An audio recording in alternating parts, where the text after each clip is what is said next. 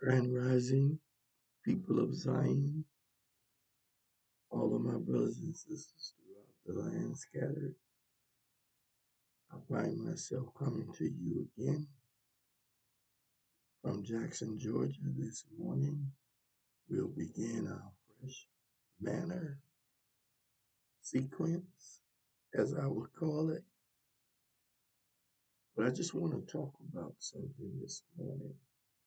But before I get started, if you like my videos that I'm putting out, would you do me a favor, like, share, and subscribe to the channel to help me further my endeavor along, and that is to be truth, that is to bring truth, that is to walk in truth. Let's get started.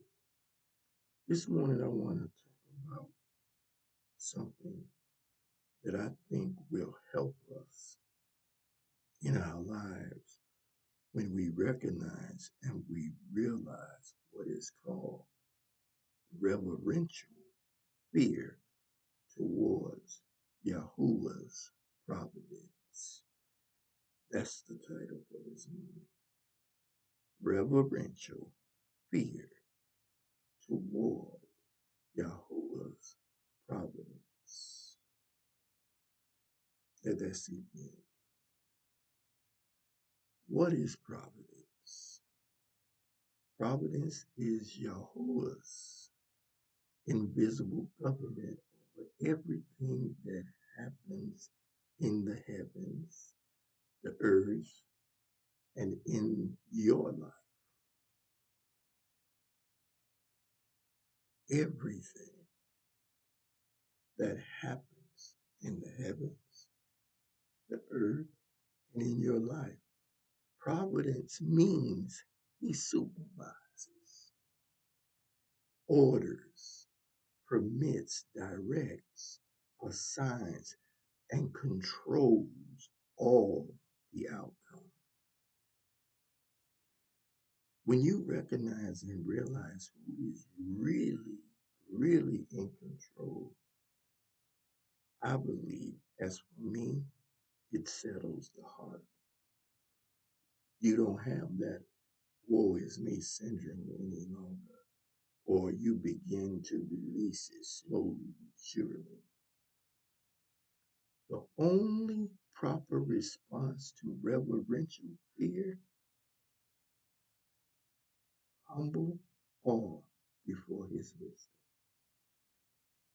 The reverence you give him when you recognize that he is in total control of this universe.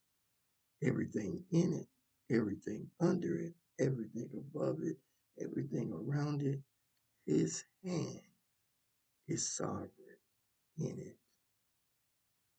What does reverential fear mean? Reverential fear is awareness that you live inside the will of the Most High. Let me say that again. What does reverential fear of God's providence mean? It means you live inside of his will, his timing, his judgment. It replaces blame and panic with trust and humility. When you know who is in control of everything, there is a trust and a humility that proceeds forth out of you.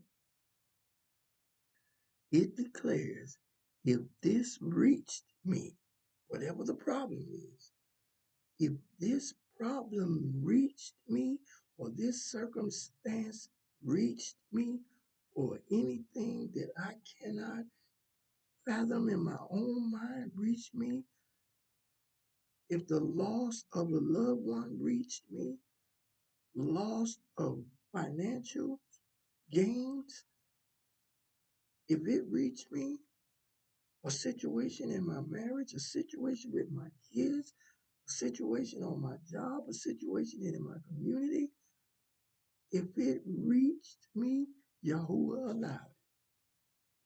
A lot of time we say the story about Job, have you considered my servant Job? That lets you know right there, Satan could not do anything till it passed by the Most High. Let me bow before his wisdom. Once you know that everything that is happening around us, everything that is being revealed, everything that seems like it caught him by surprise, no, it did not. His hand was in all things, whether good or bad, whether happy or sad, rich or poor, he's in it. He's in it. What does providence mean in scripture? And give me some examples, Mr. B, that I will. One example of providence in scripture is Joseph. Evil intended by men became good through Yahuah's plan. Had not Joseph gone through all that he had went through to reach Pharaoh's house and become second in command, he was able to sustain the house of Israel, the house of Jacob, because it seemed once they put him in that hole and how his brothers treated him, that all was lost. That was not the case. That was the Most High's providence, his total control at work. The next one, Job. Even the enemy need permission to strike him. Have you considered my servant Job? The question was asked to the enemy. What are you doing? Oh, I'm going up and down to and from the earth, seeking who I may devour. You know the story. Job. And what happened to him? Because God and the enemy behind the scene was asking, and one was responding. Even the enemy needs permission to strike against you. Nothing came in your life as a surprise. It went before the Most High before it got to you. Next one, Israel in captivity. Every time Israel disobeyed the Most High, they went into captivity.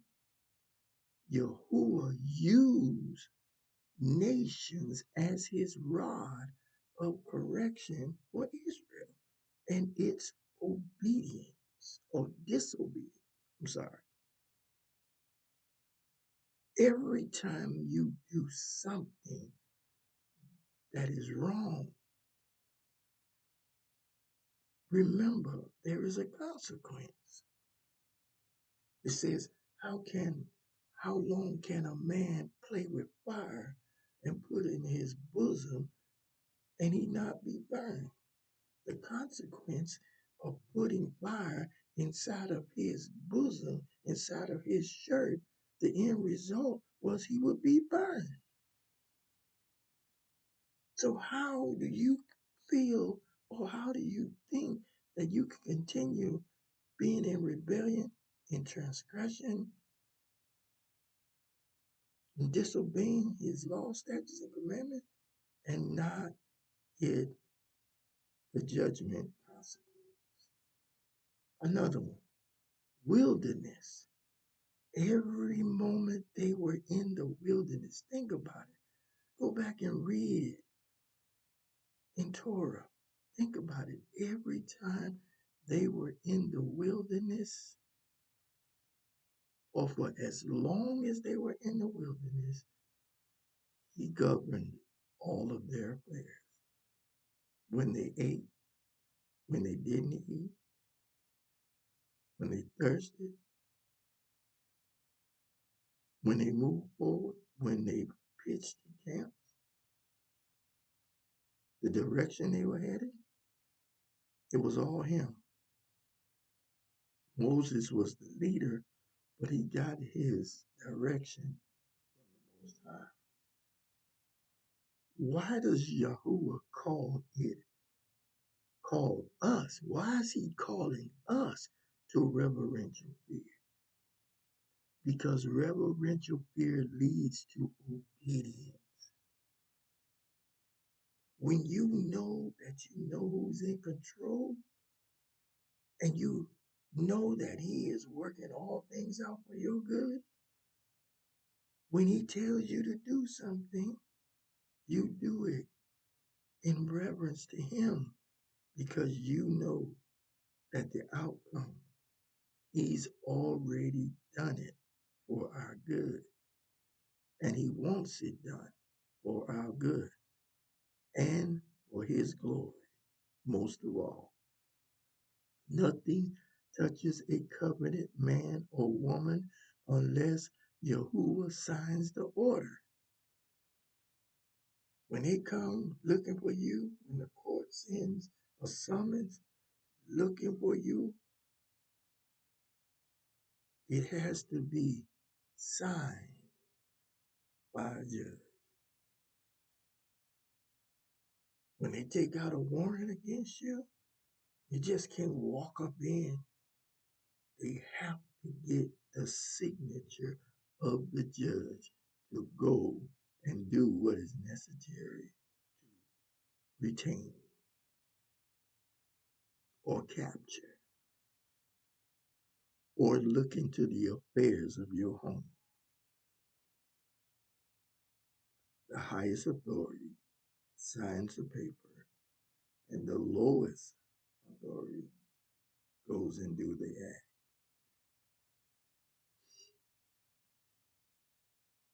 The fruit of reverential fear in your life right now.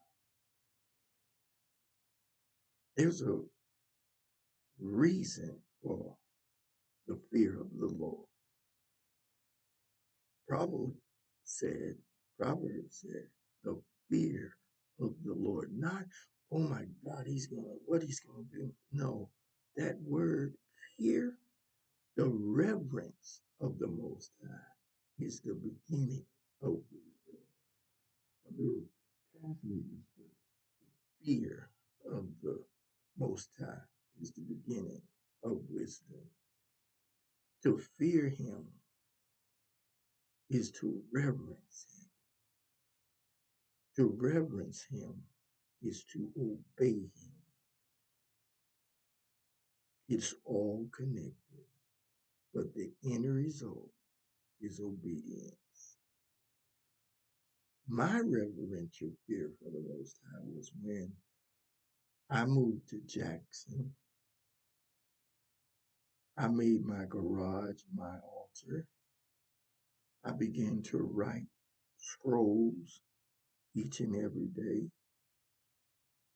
with the help of an unseen individual. In other words, Google, studying ChatGPT, studying Torah, the first 5 books, studying. And the more I studied, the more I woke up. Because then I began to fear the Most High. I began to see how holy he is, how holy he was, and how holy he will always be. But here's the thing. There was some situation that my wife and I went through from the move that we made from Locust Grove to here. When people tried to take us to court, they tried to put us out. They tried to do all those things. But one day, my wife and I were sitting in what we call at the time in our old apartment, the peace room. And I said these words, Lord, I don't know where we're going. My wife right at my side. I don't know what we're going to do. But our eyes, our trust is on you. And we had to be gone.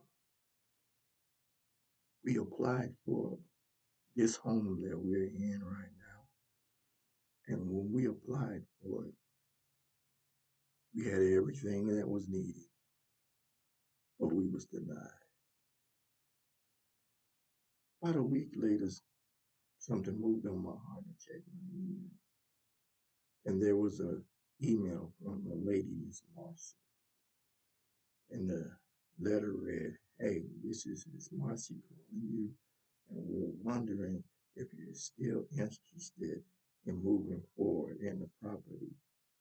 You've been approved." Now what happened? There was another family. There was another family that was applying for the same house that we're in now. Their last name was Boyd as well. So they got our information mixed up. But when they finally unraveled the stuff, they found out they had given us their information and given them our information, which means a week ago, before that, we were already approved, but we were delayed. But when the time was ready, we moved, filled out the app, everything went so smooth. As a matter of fact, the day we answered the email, we were over here where we are right now, looking at the house.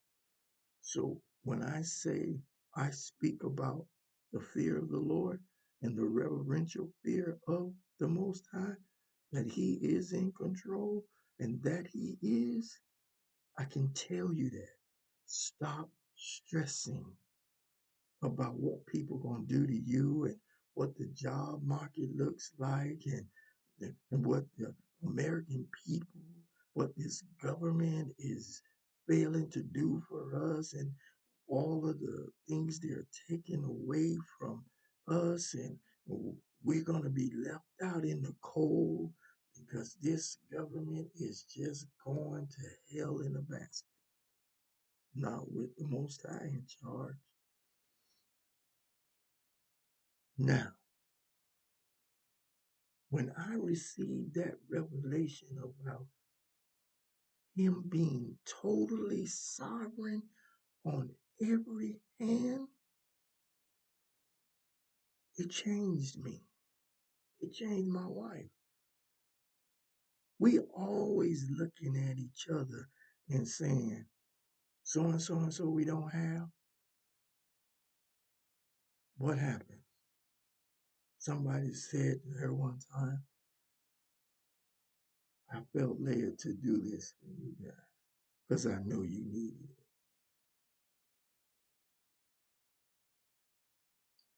The car, all of a sudden, it would stop.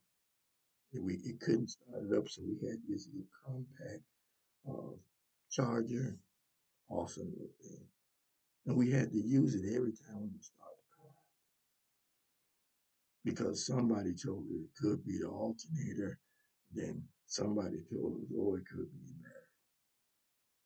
But when the time was right, all of a sudden one day, something just had my wife to stop and get a new battery. But here's the thing. When she was getting the new battery, the young man tried to, when a woman is by herself, the young man tried to up the ante with the price. Come to find out, she had already did her research. She had already did what was necessary. So when he came to tell her the price, she said, "Oh, no. I already researched it. I know what hour the battery is on and everything." The manager came out and talked to her and said, "I wish I had more women like you to come up here and know what they're talking about." And that she did. Why? Because we had that reverential fear of the Most High that we knew we did what we had to do until He moved His hand. And when He moved His hand, the price we paid for that battery, we just shook our heads. And then when she went another place, the man said, Miss Boyd, ain't nothing wrong with this. Everything. Your alternator is 100%. Your this, your that. It's all good, Miss Boyd. And we came home and reflected on what happened. So in this moment, Yahuah is whispering, honor my hand in everything, not just miracles, but judgments, not just blessings, but discipline. Providence explains your past and guides you to your future. Let's say that again. Yahuah whispers, honor my hand in everything. His hand is his power, not just miracles. Even in judgment, honor his hand. Not just in blessing, even when he disciplines you, honor his hand. Providence will explain your past and guide you to your future. A final word this morning. Reverential fear protects you from pride, rebellion, arrogance, and unbelief. It creates a man and a woman who walks carefully, humbly, boldly, and obedient before the Most High. This is something you need to begin to practice. The fear of the Lord in my life is the beginning of wisdom for me.